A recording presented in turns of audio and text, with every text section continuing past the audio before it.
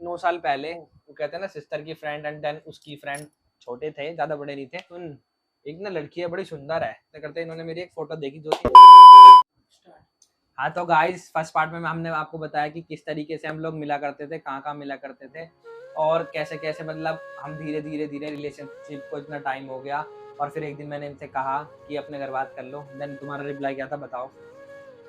मैंने इनको बोला कि अभी थोड़ा रुक के बात करूँगी, मुझे थोड़ा डर लग रहा है पापा से बात करने में। तो पहले मैंने मम्मी को बताया क्योंकि इतना किसी को पता नहीं था, पहले पता चला था तो मम्मी को लगा कि हाँ छोड़ दिया होगा, फिर घर में किसी को नहीं पता था। तो फिर उसके बाद मैंने मम्मी को बताया, फिर भाई को बताया, उन्होंने गुस्सा करा कि नहीं पापा को पता चलेगा वो बहुत गुस्सा करेंगे। तो फिर उसके बाद मैंने इनकी बात मम्मी से कराई, तो फिर मम्मी का मूड पता नहीं क्या हुआ, तो फिर थोड़े दिन बाद मम्मी ने पापा से बात करी। पापा से एक्चुअल में बात क्या करी थी वो मैं बताता हूँ। क्या हुआ था कि मैंने इनसे बात करी, इन्होंने मम्मी से बात कर ली, बट मुझे इतनी जल्दी हो चुकी थी, पता नहीं क्या मेरा मूड खराब था कि बार-बार ये सब चीज़ें होती हैं कि बार-बार हमारी बात बंद हो जाती है, बार-बार पकड़े जाते हैं, ये होता है, वो होता है। हुआ क्या था लिटरली कि मैं तुम्हें एक बहुत इंटरेस्टिंग फैक्ट बताता हूँ जो बहुत कम लोगों के साथ शायद हुआ हो, जो हमारे साथ हुआ है। वो ये कि जब हमारा रिलेशनशिप स्टार्ट हुआ था उसके 2 साल तक हमने फ़ोन पे बात नहीं की थी, सिर्फ मैसेज से ही बात होती थी। बहुत अजीब-सी बात लग रही होगी सुनने में। ये ऐसा नहीं है कि इन्होंने मुझे कभी फ़ोर्स किया हो कि कॉल नहीं करते, ये नहीं करते, ना मैंने कभी करा। मैंने कहा ठीक है यार, बात हो रही है, कनेक्ट हो रहा है ना आपस में, इतना ही बहुत है, इससे ज़्यादा कुछ नहीं चाहिए। ऊपर वाले ने बहुत कुछ दिया है, इससे ज़्यादा हमें कुछ नहीं चाहिए। हम लोगों की बात होती रहे। देन हाँ, वापस से बैक टू द पॉइंट आते हैं। हुआ ये, तो मैंने इनको कहा कि भई देखो आज बात ऐसी है, आप या तो पापा से बात कर लो या मुझे बाद में मैसेज मत करना। तो इन्होंने कोशिश करी 2-3 घंटे बाद कि फिर ठीक है, हाँ, खाना खा लिए वो।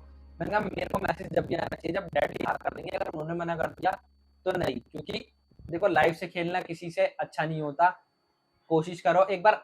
लोग गलत करते हैं कि वो चले जाते हैं या कुछ कर लेते हैं। एक बार पॉइंट रख के तो देखो, हर फैमिली को जानते हैं, क्या पता आपकी खुशी के लिए मान जाए। तो हुआ यही कि इन्होंने पापा से बात करी एक दिन बैठ के। नेक्स्ट डे मतलब इन्होंने मेरे से नेक्स्ट डे तक का टाइम मांगा, उस बीच में मैंने इनसे कोई बात नहीं करी। तो हुआ ये, इन्होंने पापा से बात करी कि पापा ऐसे-ऐसे वो लड़का है। मैंने पापा ने मुझे देखा हुआ था, मुझसे बात भी की हुई थी। जैसे 1-2 बार मैंने बताया कि मंदिर में आना-जाना हुआ मिले, तो उन्होंने कहा मुझे पता है। तो ये लोग शॉक्ड हो गए कि क्यों? कई बार ऐसा होता है ना कि यार देखो कोई ना चीज़ सामने होती है, फिर कोई जज करने वाला ना बिहेवियर से आराम से पहचान जाता है। तो हुआ ये, तो उन्होंने कहा, तो फिर इन्होंने कहा कि टाइम वाइम इन्होंने बताया इतना हो गया, ये वो फलाना। अब बात आती है घर के जो बड़े होते हैं। नहीं, पापा को कंफर्म नहीं था कि अभी भी मतलब ऐसा हम दोनों के बीच में कुछ है, क्योंकि पापा को स्टार्टिंग से नहीं पता था। हाँ, वो तो पापा है। ने ये बोला था कि हाँ मुझे डाउट था, अच्छा, पर जब बुआ आई थी ना तब उन्होंने पापा को बताया था। अच्छा तो तब पापा को पता चला, वरना पापा को स्टार्टिंग तो से ना ही मम्मी को कुछ नहीं पता था। वहाँ से कंफर्मेशन मिली इन्हें, तो मतलब ऐसा नहीं था कि यार जो एक्सपेक्टेड था ना कि बहुत ज़्यादा ये होगा, वो होगा। नहीं, उन लोगों ने बहुत आराम से बड़े अच्छे से बात करी, बड़े प्यार से बात करी। देन हुआ ये कि बात होने के बाद में अब बात आ गई मेरे ऊपर। तो ये मेरे से ये कह रही थी कि तुम भी अपने घर में बात करो।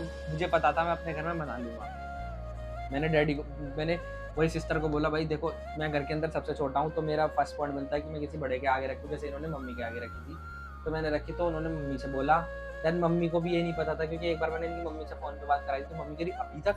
मैंने कहा हाँ मम्मी अभी तक। तो वो लोग भी ये सुन के शॉक थे कि इतना लंबा टाइम हो गया। कि जनरली इस एज में बंदे क्या करते हैं कि नहीं एज़ अ फ्रेंड बात कर ली या फिर कुछ भी, मतलब एक्स वाई जेड आप लोग समझ गए होंगे। इतना लंबा रिलेशनशिप ज़्यादा नहीं था। तो हुआ ये कि बात करते फिर मैंने मम्मी से कही, मम्मी कह रही तुम्हारे डैडी आ जाए उनसे बात करना।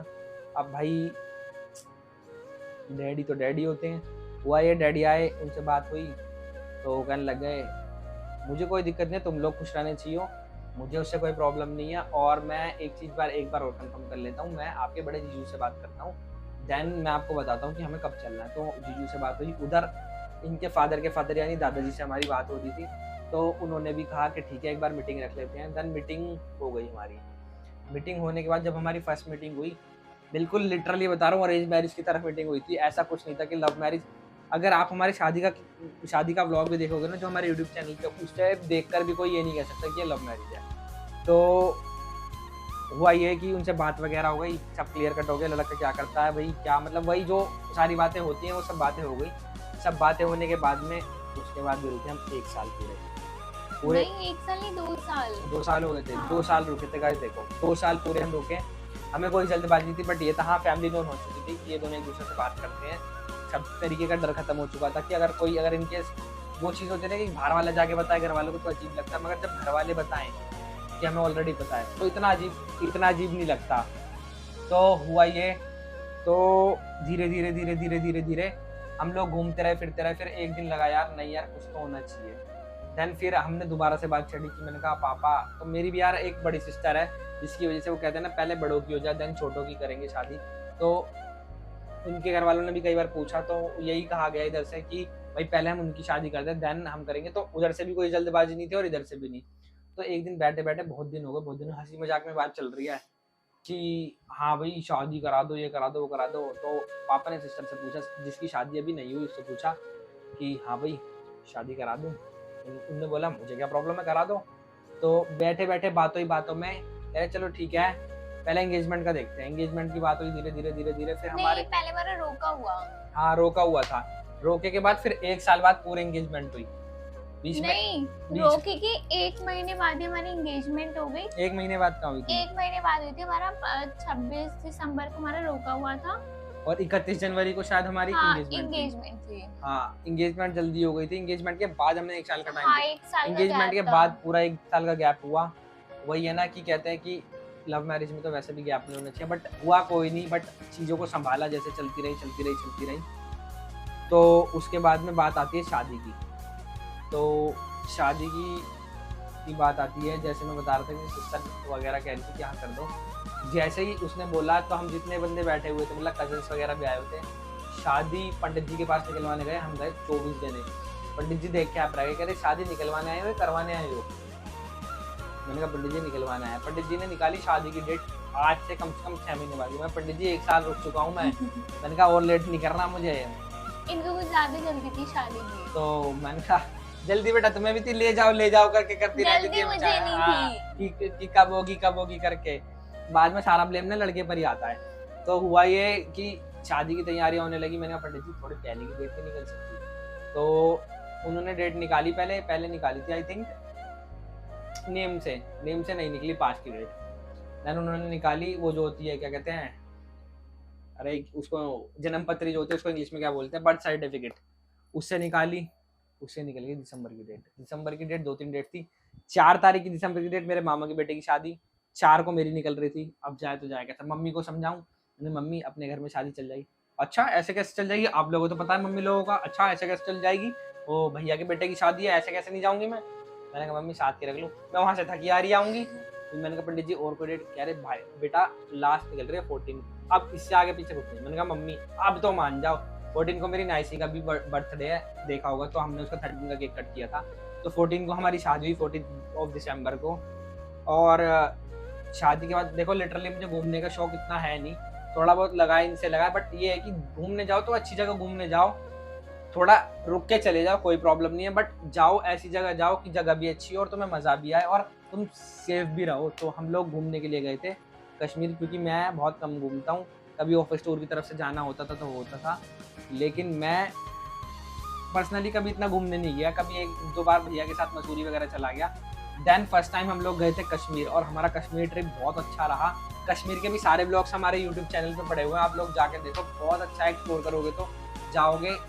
बहुत ही अच्छा, एक अलग सी ना वाइब्स क्रिएट होती है वहाँ जाके। एक तो वहाँ का एनवायरनमेंट इतना साफ, और हम एक रात में शिकारा राइड भी रुके थे, बहुत ही ज्यादा मजा आया। सच में जन्नत है। हाँ मतलब ये है कि वहाँ इतने खुश हुए, ऐसा नहीं लगा कि हमारा पैसा बर्बाद हुआ या हर कोई आ जाता है, ऐसा फील नहीं हुआ। बहुत अलग सी वाइब क्रिएट हुई। और हमारा जिसने हमारा पैकेज भी करा था ना, ज्ञान रचना टूर एंड ट्रैवल से करा था, बहुत ऑसम पैकेज दिया था उन लोगों ने हमें। तो किसी भी तरीके की वो बार कॉल कर रहे थे, रात में भी कनेक्ट हो रहे थे कि किसी चीज़ की प्रॉब्लम तो नहीं है।